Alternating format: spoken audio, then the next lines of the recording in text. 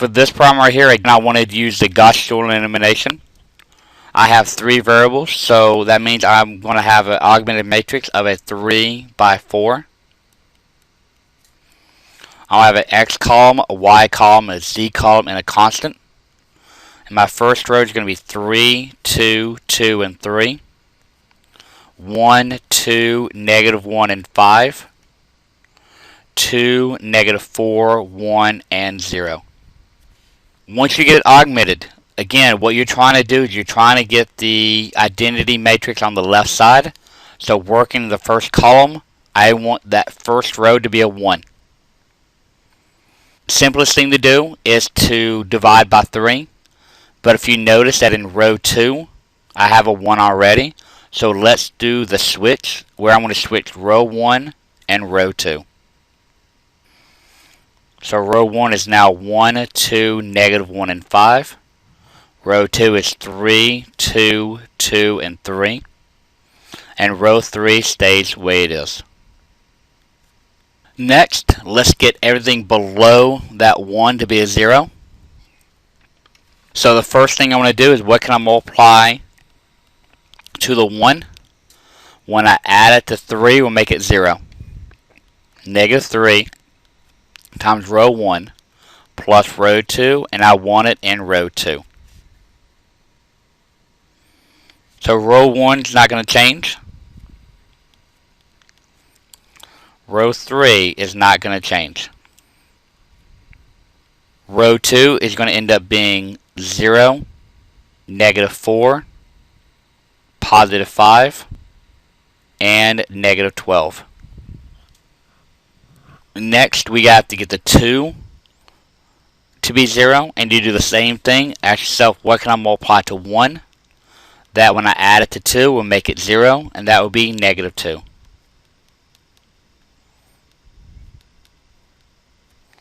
So the operation that I'm going to write is negative 2 times row 1 plus row 3. Put it in row 3. So again, row 1 stays the same. Row 2 stays the same now.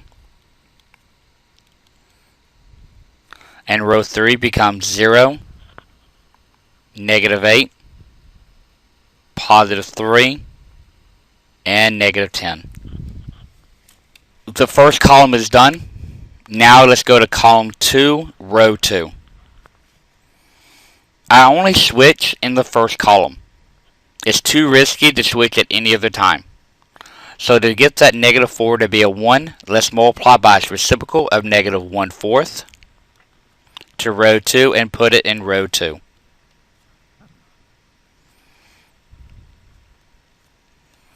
Only row 2 is going to change.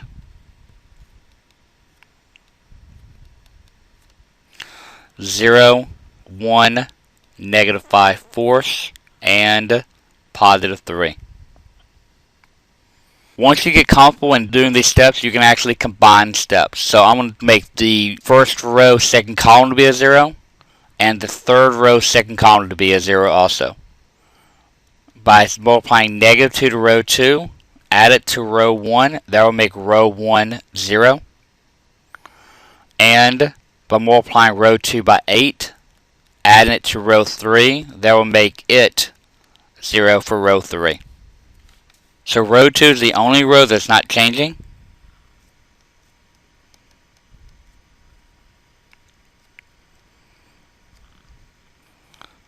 And my first row is going to be 1, 0, 3 over 2, and negative 1.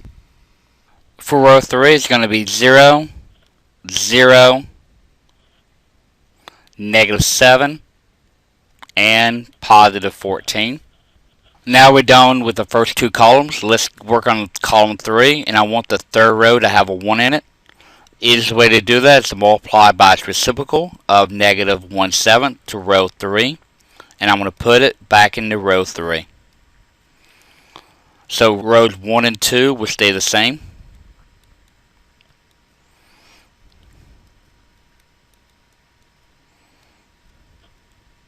And row 3 becomes 0, 0, 1, negative 2.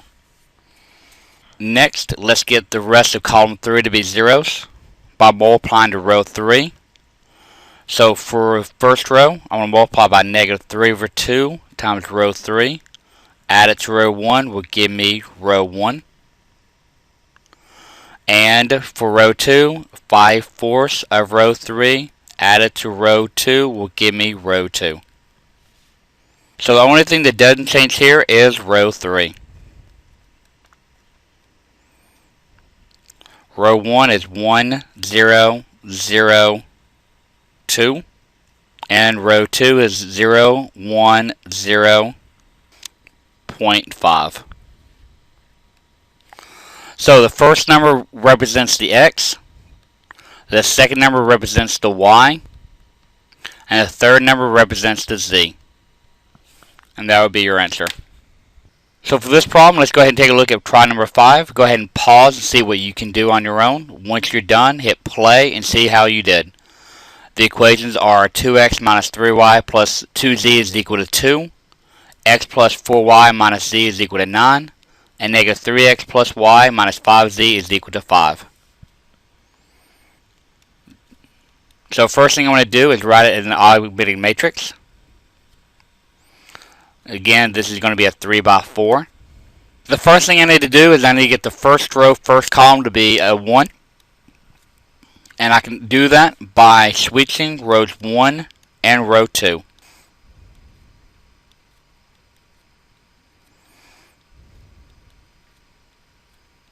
I need to get everything underneath row 1 to be zeros. So I want to combine some steps.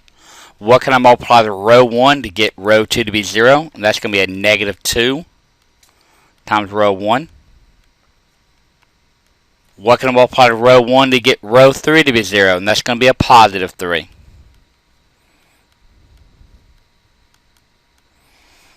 So row 2, that's going to give me a 0, negative 11, 4, and negative 16. For row 3, that's going to give me a 0, 13, negative 8,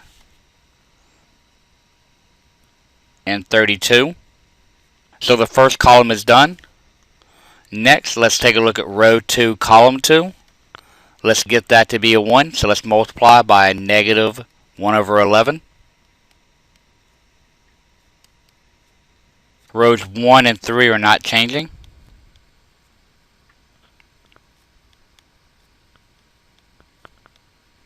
Row 2 becomes 0, 1, negative 4/11, and 16/11. Next, let's get position above and below to be zeros.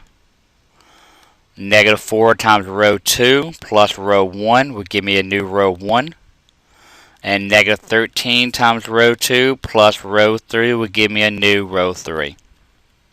The new row 1 is 1, 0, 5/11, 35/11.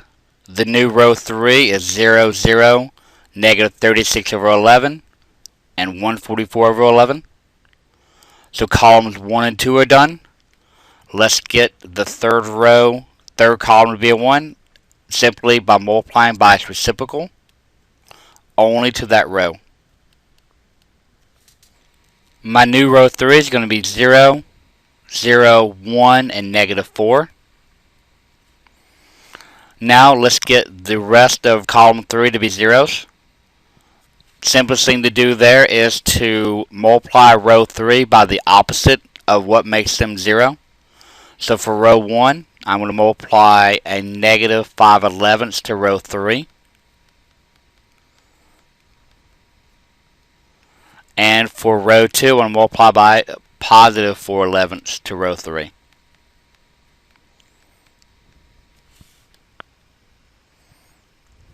Row 3 is the only one that's not going to change. My first row is going to be 1, 0, 0, 5. And my second row is going to be 0, 1, 0, 0. So that means that my answer is x is equal to 5, y is equal to 0, and z is equal to negative 4. Solving a system of equations by using the TI graphing calculator. Step number 1, enter the augmented matrix into the graphing calculator by hitting second x negative 1 or the matrix button. Go over to edit and open a matrix A. Type in the size of the matrix. Step 2, enter the values. The data values will be entered by rows. Before exiting, double check the values. To exit, hit second quit. Step 3, on the main screen, go into matrix, underneath the math, and scroll down until you get RREF, which means reduced row echelon form, which is Gauss Jordan elimination. Step 4, on the main screen, after you hit the RREF with the parentheses, go into the matrix under the name and hit enter in the matrix where you entered your data values. Then hit enter. Step 5, hit enter again. So going back to a problem we did previously, 3x plus 2y plus 2z is equal to 3.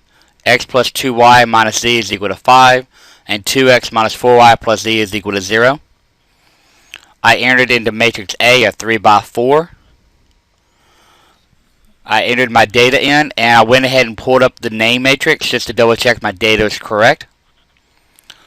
So then I went into matrix math, went to B part. Then I got the augmented matrix of 1, 0, 0, 2, 0, 1, 0.5, 0, 0, 1, negative 2. And your graphing calculator will convert your matrix into fractions. And from that step, I knew that my x would have been 2, my y would have been 1/2, and my z would have been negative 2. Take a look at another problem. Go ahead and see what you can do on this one. Using a graphing calculator, I have a 3 by 4 matrix. P plus Q plus R is equal to 1. P plus 2Q plus 3R is equal to 4. 4P plus 5Q plus 6R is equal to 7. Again, I knew it was going to be a 3 by 4 matrix. I went ahead and pulled up matrix A to make sure I did enter the augmented matrix incorrectly.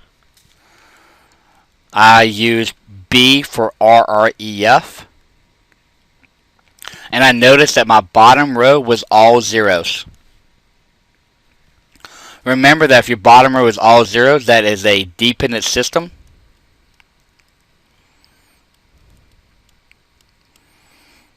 It is also a consistent system.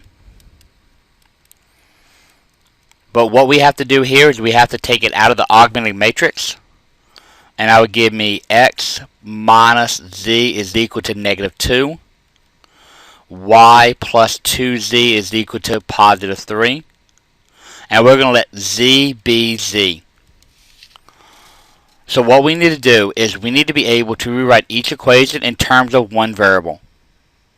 So I want to take that top equation and solve for x. X is equal to z minus 2.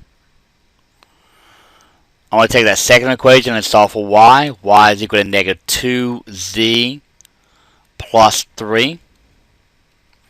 And as an ordered pair, it's going to be my x, comma y, comma z of z minus 2, comma negative 2z plus 3, comma z.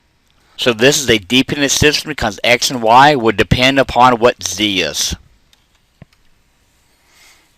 If I did the same thing for this problem right here, the equations are a plus b minus c is equal to 7, a minus b plus c is equal to 5, 3a plus b minus c is equal to negative 1, still a 3 by 4, and when I did the RREF here, I got a bottom row that is 0, x plus 0y plus 0z is equal to 1. Is 0 equal 1? That's false, which means this one is a no solution. So again, if you get a matrix that the bottom row is all 0, it is dependent. If you get it where it's all 0 but the last number is not 0, that means it's a no solution.